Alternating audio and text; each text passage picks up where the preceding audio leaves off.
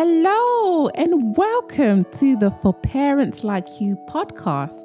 My name is Hilda-Joy O'Connor, and on this podcast, we will be talking about all things to do with parenting. Being a parent is one of the most important roles you can ever play in the life of another human being.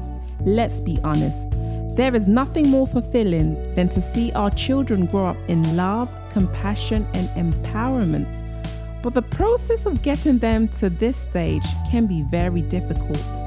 On this podcast, we will be discussing ways of how to equip parents to become effective and purpose-driven. Thank you so much for joining me as we dive into today's episode. Today, I've got an amazing and special guest of mine, my uncle, Kola Ajomale, who is a father of 5 children. Now, Kola Ajomale is a minister, a Christian, and has worked as a pastor. So, Uncle Kola, you are a father of 5 children. Can you tell us their ages, please? 17, 16, soon to be 13, 9, and 6. Wow. So you have 3 teenagers. How is it raising teenagers? It's a different ball game, and you need the wisdom of God to raise teenagers because they're trying to discover themselves. They are neither adult yet, and they are still not children. So you need that balance to apply wisdom, how to treat them. It's a tricky one, but with God's help, you can do it. And I'm aware that you also work with young people. Can you tell us a little bit about your work with them? Yeah, basically, I work with young people from ages 13 to 19, and if they have disability, till 24. So we try to teach them life skills and how to make them positive role models in the society and their community. And do you find that with the experience of these young people at your workplace, does it also help with the way that you associate with your children in terms of understanding different sorts of behaviors? What would you say about that, please? Yeah, I do gain a lot with working with children from various aspects of my work because I work with children with learning difficulties and normal teenagers. Yes, I do gain a lot of experience, but sometimes I think that bringing it back home, you have to separate the the teaching and training you're bringing from home to what you're bringing outside because of my belief system and all that. And I have to know the balance. So sometimes it's like I try to lean more on God, how to take my kids because I want them to go in the righteous way.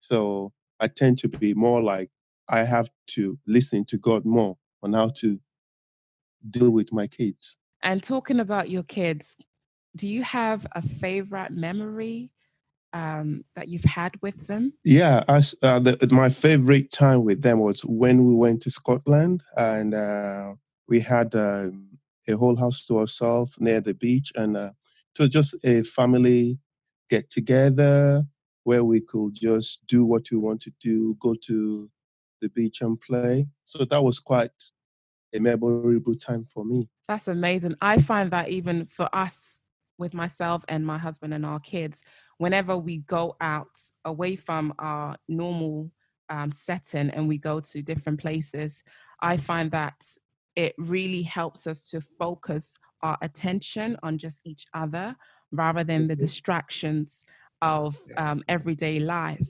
Yeah, it's, one of the key things that I realized during that time is that when you have a quality time with your kids, you want to build on it. You don't want to lose it. You want to cherish that moment, but at the same time, you want to build upon it.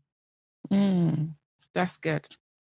What mistakes have you made so far, and how has it impacted you in the way you parent your kids? Being a father or being a parent is not something that we we learn. We learn on the job. So you're going to make a lot of mistakes. But what is necessary is to be able to realize your mistake and move on from it. Because I come from Nigeria. That's where I grew up. There were certain things that I imbibed. And then living in another culture in England right now, it's something that there will be the memory of what I've seen other parents that have passed on to their children that I have. And for me to be able to want to replicate that cultural value, which it's not relevant in this today's culture where I'm living in England, those are the issues that I have to deal with and have to be aware of. That look, it's a new setting, it's a new age, it's a new Generation. century. Yeah. Yeah, and then generation as well to be able to know that yes. So there's been issues like you want to do things the way I was brought up, like oh you want to enforce certain instruction, but they're old school because the way we were brought up is quite different.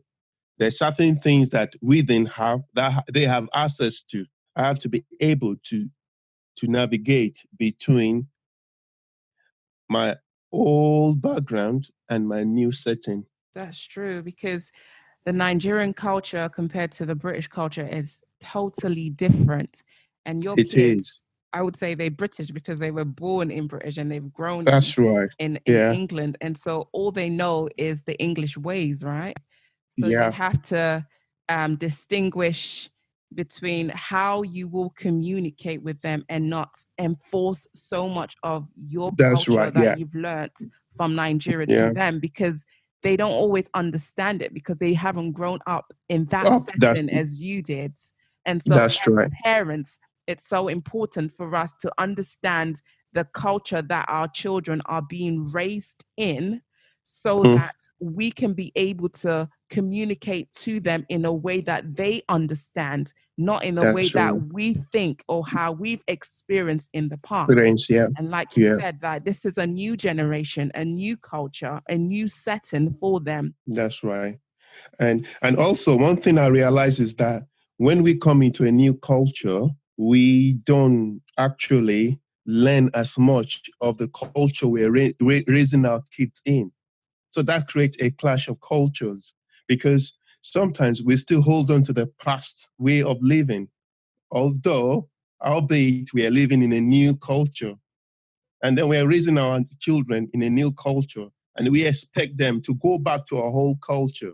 So that is a clash of cultures, and it brings tension in the home. So you need the Yeah. wisdom of God to be able to know that, okay, yeah, in Nigeria, you can get away with certain things. For instance, I said one of the key things that let me give a typical example. Oh, don't eat your meat before having the main meal. The main And I dish. said, oh, yeah, main dish. So I was like, okay, it doesn't matter as long as they finish their meal. I find that, sometimes when we're so too integrated in our culture that this is culture and that's it, we Yeah, become very controlling and yeah, manipulative. I'm saying this for myself in the past that I found how I've behaved with my kids that it can really damage children. I believe that children are born to explore and to that's be right. free in their surroundings. But of course, as parents, we are there to guide them in the right Yeah. way. But I don't think that we need to control them to be a certain way for our own benefit. Well, you see, it's sometimes we know at that age they don't have the whole picture of the nutrients, the vitamins that comes from the food. while it is good to let them have that thing, you explain to them the value of the nutrients. Yes. Like, for instance, eating your veggies, like most kids will not want to. But when you begin to explain to them and try to let them understand that, oh, if you eat your corn, you'll be like the green giant, you'll be as strong and all that. So they, Yeah, they they follow you, they listen to you. One thing about kids is that they are good listeners and they are definitely. good imitators. Yeah. They try to imitate their parents and all that. So we also have to demonstrate to them that we enjoy eating our food because they observe.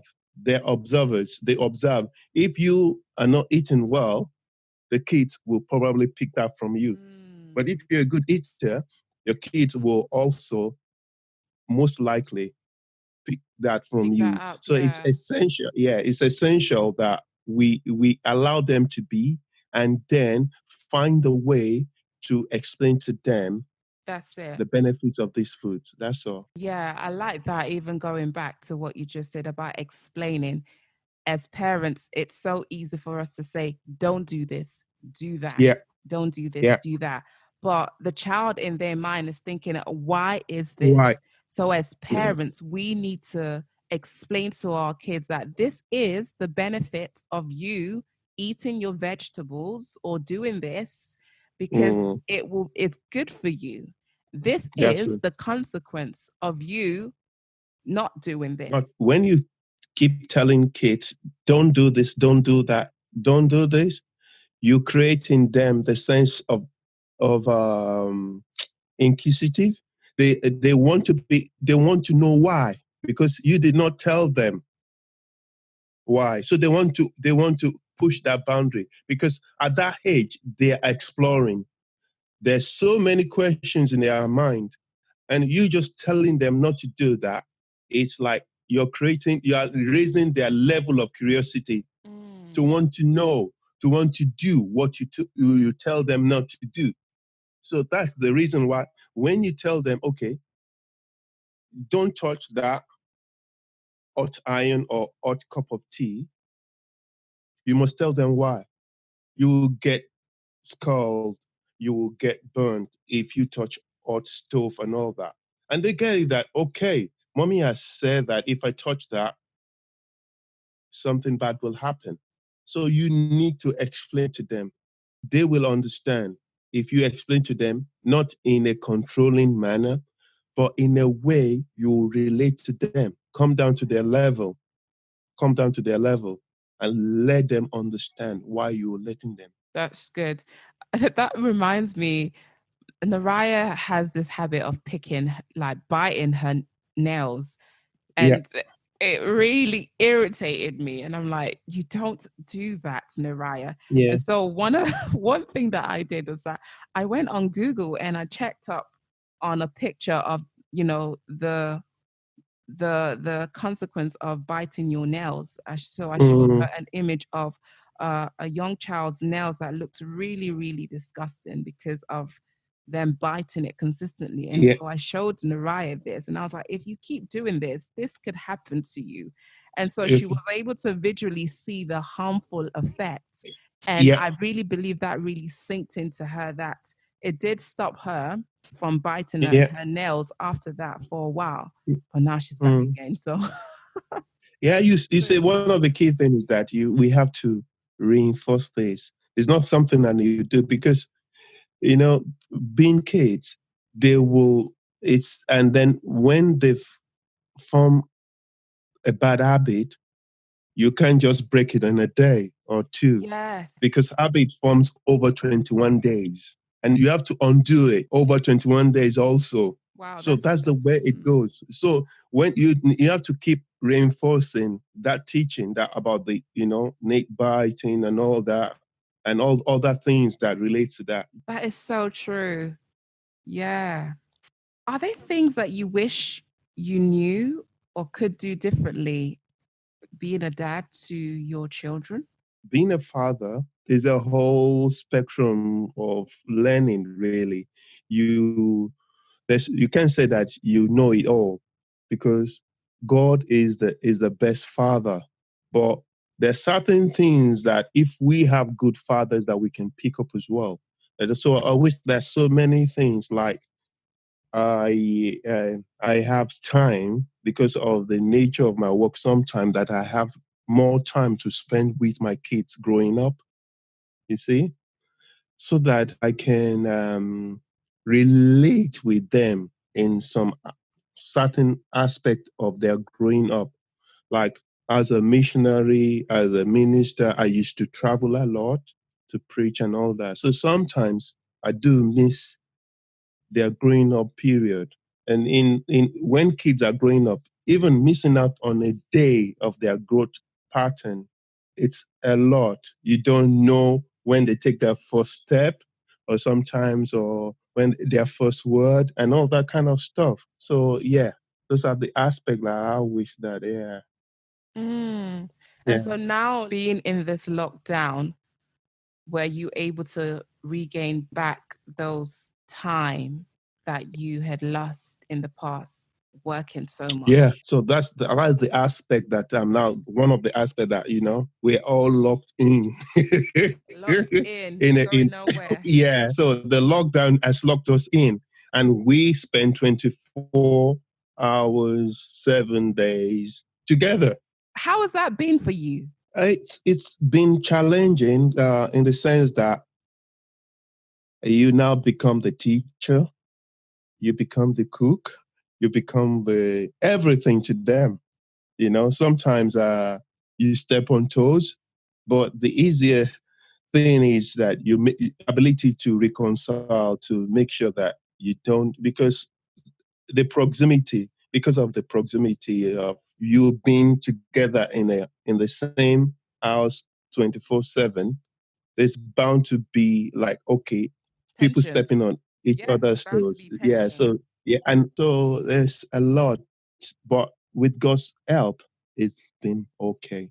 It's not been easy for the kids, because various situation. They're not going out. They used to go out. The tension. So you must be able to manage their emotion as well, to be able to input into their lives and tell them this will pass. This too shall Just pass. build them. Exactly. Yes. Going back to what you said in the beginning, that you have to be their teacher, you have to be their cook, you have to be like everything for them being in this lockdown. And myself and Manly found that very challenging, even with our children who are much younger than you. And it got to a stage where I had to free myself from those titles and say, you know what? I can't be everything that you guys need me to be. I can only Mm, do the best that I can do. And bless my yeah. husband, he's been so fantastic with our children. He's been mainly the teacher, so he's been doing their daily works and he's been able to Mm, help me around the house whilst I attend to our youngest child, our that's the way it baby who is is. 10 months. So I think as parents, sometimes we put ourselves on a pedestal where we feel that we have to achieve everything that are expected of us. But I think that Yeah. we should give ourselves so much grace to free ourselves from those titles, to say that, okay, it's okay that I'm not able to be this today Mm, or be everything for you today. But what I can do is give you my best, which I know of, for mm. today. So I That's so think that true. we need to free ourselves from those titles, because those titles can bring a lot of destruction in our home, and also those titles can also affect our mental well-being if we feel that we're You're not right. enough, we're not good enough as parents. But God has not Mm, called us to be gods to our children. He has given you're us right. as You're right. parents individual gifts that are needed for these children to be whom Mm, he has called them to be. And I think we should see things that we would do our part and leave God to mm. do the rest. You can only do the best you can, and that's what matters. As long as you have a clean conscience that you've done the best, asking God for wisdom and help, and Yes. don't try to be what you're not. You're not called to to be their God, like you said. So you're called to be their parent, and That's good. when you need the help, your your partner should step in, your husband should step in, my wife should step in. That's the way it is. So, and we must be able to to have a team spirit in the parenthood, to be able to understand when the other partner is feeling weak. So you step up, you know, you work together as a team. So you have to be able to understand the dynamics of the home and to know, okay, oh, my wife is not up to it today. I have to up my game and I have to step in to make sure that the family is okay. That's the way it works. That's good. That's really good. And you also said about spending in time with your kids. Have you been able to spend individual quality time with each of your kids during this lockdown, or do you find that this has been a bit challenging for you during this lockdown season? Yeah, it's a bit challenging, but I have been able to spend time with each of them. How have you spent time individually? Can you give us some examples? Yeah, it's like checking on them emotionally and mentally to know how they're feeling, talking with them. That's basically what we can do, because there's a lot to you, like we were talking about the different roles that we have to play during this lockdown. There's so much on us. So to do. So as a result of that, what I do is to find out how they're doing in their studies, how they're doing emotionally, spend time, and that if there's any problem, they can come to me. If there's anything bothering them, they can come to me. Like for instance, then we'll try to maintain apart from the social gathering in the house and all that, just to try to see if I can play with them individually, because that is my way of communicating with them, to be able to know where they are at this particular time, to know their emotional state, to know their mental well-being, and to know how they're doing physically as well, because it all goes hand in hand. That is so important and very key for us as parents to be able to sit down to actually find out how is our children doing today? How is Yeah, their mental well-being doing today? I want to know. And that is our responsibility, and not to it is. allow the world to try to help them in this, but for us as their number one source that they can go to speak to Mm, us about, how they're feeling. Like, Dad, I'm feeling not great today.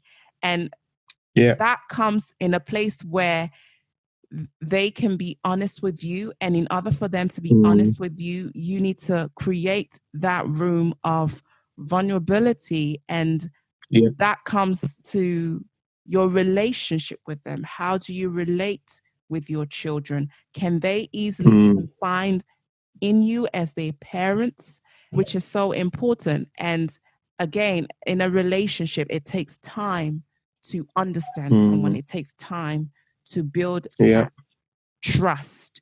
And do you find that with your kids, they are able to trust you, to know that they can easily come to you with whatever burdens or whatever things that they are going through? They can share that with you, and that you can give them that help and that Mm, support in a way that is not judgmental, but in a way yeah. that is with love, acceptance. One of the key things is that most kids will not like to talk to their parents, but if you build a good relationship with them right from day one, try to build a rapport with them, not to be judgmental, don't be a dictator in the house. They'll find a way to communicate to you whatever they're going through, whatever they're struggling with. Some people said that, look, okay, we can't be friends with our kids. I would say that no, you can be to a certain level, in the sense that in which they trust you. Trust is the key word. Do they trust you enough to share their struggle with you? Are they willing to come to you when their heart is broken to share with you that this is how I'm feeling. Because sometimes kids and teenagers, they bottle in their emotions. And as a result, which makes it so toxic. And when they blow up, because they've not shared it with someone else, the repercussion is always difficult and it's always crazy, like put it that way. So you need to gain their trust that they can find in you someone that they can rest their emotion on, you know? They can come to you and they say, "Oh, dad, today I'm not feeling good." And they'll tell you, "Oh, this is what happened." And then you be there, a shoulder for them to lean on.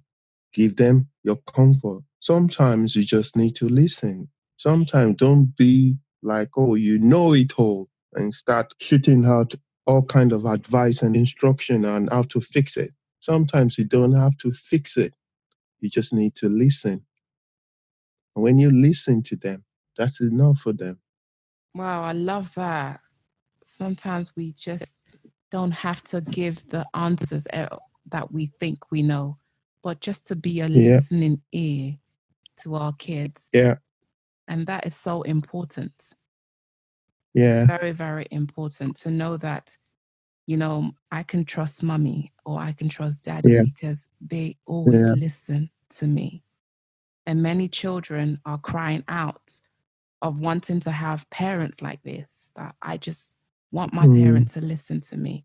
So, can you give an example or share your experience of a time where one of your children was going through a difficult scenario and you were just there to listen? And how did that make them feel? I could remember my son coming home and just talking to me about some things he experienced coming back from school on the bus. It weighed upon his heart, and there was a particular time before this George Floyd case that he really experienced a level of discrimination and all that. He just shared with me. I just listened to him, just gave him a hug and let him know that it's going to be all right. These are situations we find in life, but then listen and then offer a few encouraging words about how, with God's help, we can overcome such situation.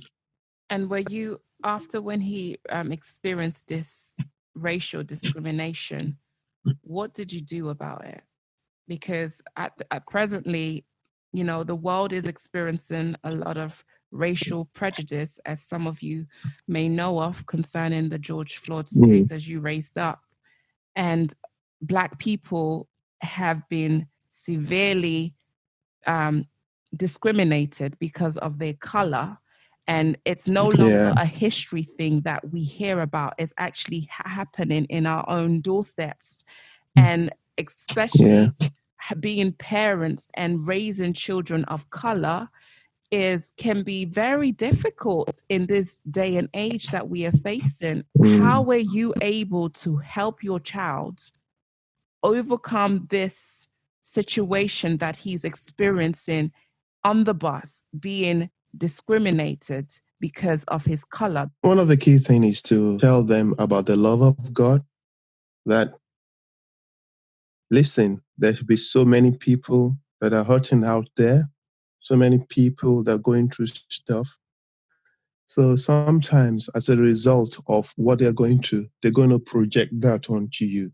But if you have the love of God in you, you be, and you put yourself in their shoes, you'll be able to know that they are hurting. That's why they hurt others. And for Mm. you to be able to forgive, to be able to move on from it, knowing that apparently it's not something that any normal person, and I don't know what normal is, but any natural person will be able to do. If a person is hurting, it's going to hurt others. And sometimes I believe that most of these cases and most of these issues have underlining hurts and bitterness within that makes people to want to hurt others, either racially or physically or in any other way. And that's so true. Hurting, there's a saying, hurting people hurt others. And you mentioned that, you speak to them about loving people. And these projection that these people, these opposers, are projecting on them is because these opposers are being hurt. But Yeah, just because they're being hurt shouldn't make us do the same to them. And as parents, it's so important for us to teach our children the love of Christ. And it's not just that's by right. saying it, but it's also by how we live our lives with Lies, yeah. in them, because they learn by their observations, by what they see. And if we are able to show each other love, first starting with our spouse, then it's easy for them to be Mm, able to show each other love, their siblings love, and then they will be able to carry on that love outside when they encounter their friends. So yeah, that's right. showing Yeah. teaching them love and showing them the love and compassion of Christ helps to Mm, overcome whatever pain that they are going through or that they have experienced.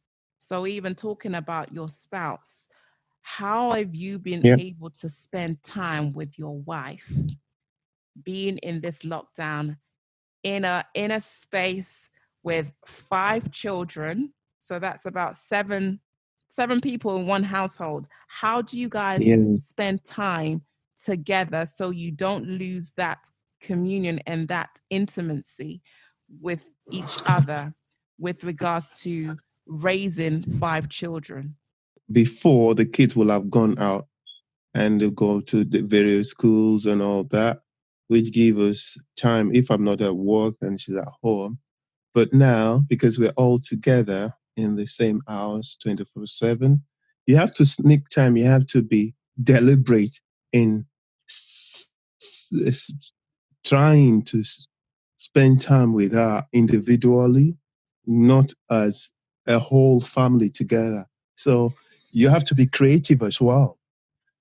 You have to be creative to know how, like maybe when she's in the kitchen by herself, then the kids will not come to that place. Yeah. So you have to be imaginative and you have to, use your imagination and be creative. And that's how I've been able to do that. That's lovely. For me and my husband, one of the ways that we try to spend time together in this lockdown is that we try to be very diligent in the time that we put our kids to bed. So it used to be Mm, 7 o'clock, but now we've moved it a bit further down to 6 p.m. So by 6 p.m., the kids have eaten and they're all ready to go to bed, because it's so important to create that time for each other. So going back to the subject being a dad, do you think that today's fathers have things much harder than your generation did? I will not say that one is better than the other, but definitely with the advent of so many devices, gadgets, and all that, it makes it a bit much easier. But that is just an aspect of it. I think that being a father is actually quite difficult and it's hard without the grace of God, because God is a father, Abba Father. And because we're not taught in our schools how to be a father, you pick it up through observation. And sometimes, if you've had a bad experience from your dad, you tend to pass it on if you don't have a good mentor, or if you have not really embraced the love of your Heavenly Father. So, one thing I've realized is that with with God's help, I've been able to do the best I can in raising my kids up, but I still lean on Him for wisdom. And whenever I make a mistake, I go back to Him to teach me to do it better, knowing that He relates with me in kindness, gentleness, love, compassion, and all of His attributes. So that's something I'm learning. So although the new fathers, they've got so many devices, gadgets they can use to make life much easier. That's just the physical aspect of it. The emotional aspect of it, the relational aspect of it is still the same. And if you're not grounded in love, which is to be selfless, you're going to find it difficult to be a father. You said so much to take in, so much wisdom. I find even me being a mom that I'm learning about God's heart and how God parents us, because there's sometimes where I just feel really tired. And like Yeah. you said, you have to rely on the grace and the strength of God. And when you get to that tired place, I find that the only way that I can be refreshed is to spend time in the Word to strengthen me to Mm, keep carrying on, spend time to have a walk, spend time to just mm, rejuvenate with myself, whether it means pampering myself, dressing up, mm, doing something that I can get refreshed in order to have more energy to carry on. What do you do mm. as a father, as a parent of 5 kids, to be refreshed? The one thing I do is maintaining the presence of God and always shooting out arrow prayers. I call them rocket prayers or arrow prayers. It's just instantly help, Lord. I need help. And immediately I say the prayer, I receive a fresh boost of strength, wisdom, knowledge into situation. So that's one thing that helps me to maintain the presence of God, to make sure that I'm conscious of His presence, because He said, "Will never leave me or forsake me." So I know that He is with me as long as I ask for His help. So I do rely on His help all the time, and that's what carries me through. That's amazing. It's so easy for us as parents to rely on our own strength, rely on our own experiences to keep going. But Yeah, there's going to be a time where it's going to crash and we wouldn't have any more fuel to keep going. And so, for me as a believer, and for yeah, you as a believer, having something else other than just our own experiences and our own strength has helped us to keep going. And that is Christ. That mm, is Christ Jesus. That is God our Father. And without Him, for me, I would not know anything about parenting. I mean, I must confess, sometimes I do make mm, mistakes. Don't get me wrong, I'm not the perfect parent. I do have my own mm, trials on a daily basis, but having Christ Jesus in my life as a guidance has helped me to be able to know what I need to know today, what I need to do with my children, how I should respond to them, how I should nurture them. mm, And as parents, I believe that we shouldn't come to a stage where we think that we know it all, because then it can create a barrier for us to think that um, we can't depend and on an external source, one being God. mm, I mm. think that we should also give ourselves the windows to keep learning Yeah. from others, to keep learning from the Oh, scriptures, yeah. and to seek help as parents when we do need help, and don't feel that Yeah. we need to walk this journey alone, because we are not alone.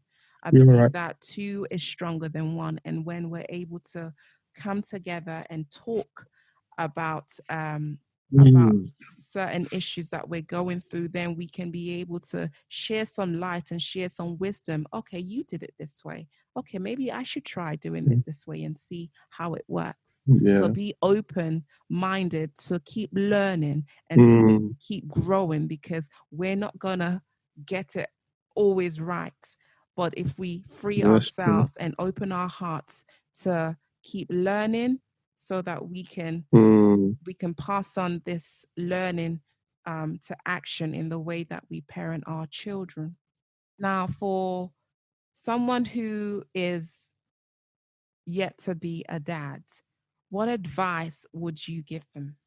The advice I will give is find a role model that you can see that is demonstrating the father heart of God, and try to get close to the person. Try to let them mentor you. Be like a disciple to them, because you'll be able to see how they are portraying the love of the Father. And as a result, you'll be able to learn. And when you have questions, they will be there to answer it for you. So that will help, couple with you reading about the Father heart of God in the Bible. That's what I will advise. Because one of the first scripture that we all know is that for God loved the world that he gave. It was while we were yet sinners, God sent Jesus. He gave. So you must be willing to give of yourself. If you want to be a father, give of yourself. And not just give, you have to give without measure, not sparingly. You have to give all. To be a father, you have to give all. And I learned this from my dad, actually, because one of the key value I learned of him is fatherhood means sacrificing all. You give all. Though it might be inconvenient, but you give because you love your children and you want them to be better than you are. You give all. You commit all. You're not giving 10% of yourself, but 100%, or even more than 100% of yourself to your kids. How would you like your children to remember you? Just I'd like them to remember me as being there for them and showing love, and that someone they can trust and they can rely on, that they are vulnerable to, and I'm vulnerable with them. That's what I want them to be, so that there is no barrier, that they know that they have full access to. Yeah, that's what I want them to know. Yeah. That's good. For me, I've tried to be very consciously aware that it's not just by me showing them that I love them, but it's also speaking Mm. this to them and saying, I love you. I may not necessarily agree with what you did, Yeah, but I love you. Irrespective, I will always love that's you. it. Yeah, And that is love you. the Yeah. heart of God to us. God's heart towards us is so Mm. compassionate that irrespective of our faults and our failures, God will always love Mm. us. And He uses these That's right. seasons as parents to speak to us about His love Mm. to us directly. The Love. Yeah. Bible says that love covers a multitude of sin. It is the Multiple love of loves. Mm. Christ that can be alive in us in order for us to be able to Mm. effectively parent our kids and raise them up in the love of God. So I love what you said. Mm. For them to remember that God, my dad loved me, and he loved me through his Mm. words as well as he loved me through his actions. So, thank you all for listening to this episode. I hope that you were encouraged. If you need to get in contact with Kola Ajomale, you can find him on his Facebook, Kola Ajomale, and he will be more than happy to respond to your messages. Thank you for now, and I hope to see you next week.